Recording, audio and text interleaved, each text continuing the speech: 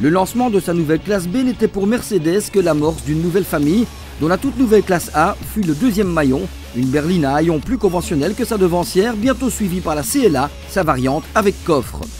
Bien que reprenant la majeure partie des bases techniques de la classe A, la CLA se veut spécifique dès la face avant, dessinée avec des feux et un bouclier qui lui sont propres.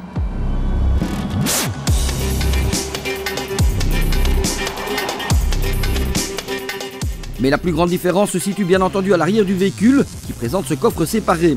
Au-delà de cela, fort du succès de sa belle CLS, Mercedes a voulu créer une nouvelle catégorie de berline coupée à un échelon inférieur. Ce qui nous vaut cette ligne élancée et magnifiquement sculptée, qui confère à la CLA un pouvoir de séduction aussi redoutable qu'incontestable.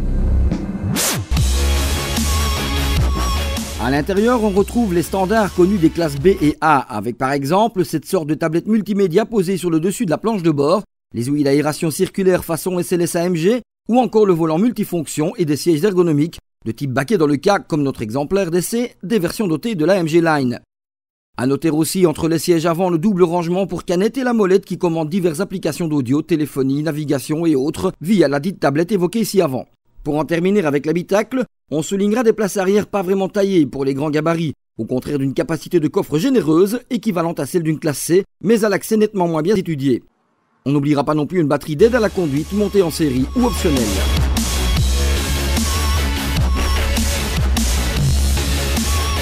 La gamme moteur s'étend de 110 à 360 chevaux, mais en ce qui nous concerne, c'est la 220 CDI de 163 chevaux, actuelle ou de gamme diesel, que nous avons découverte.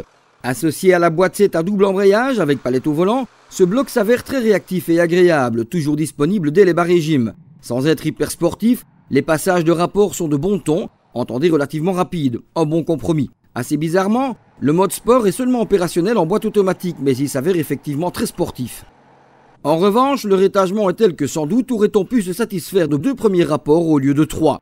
Restons au chapitre des points faibles avec une qualité de plastique parfois indigne d'une Mercedes, a fortiori quand ils entraînent des vibrations très désagréables, comme c'est le cas par exemple pour l'ajustage en hauteur des ceintures à l'avant. Pour en finir avec le moteur, il limite ses émissions à 117 grammes de rejet de CO2 par kilomètre.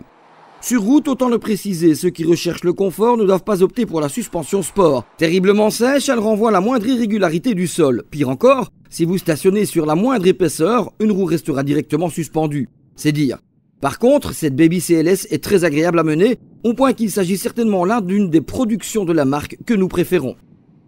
Pour le reste, le prix de base d'une 220 CDI est d'environ 37 400 €, mais avec ses options, toujours nombreuses chez Mercedes, notre exemplaire valait près de 50 000 €. Cela dit, avec cette très jolie auto, l'objectif de la marque étoilée de rajeunir son image est atteint.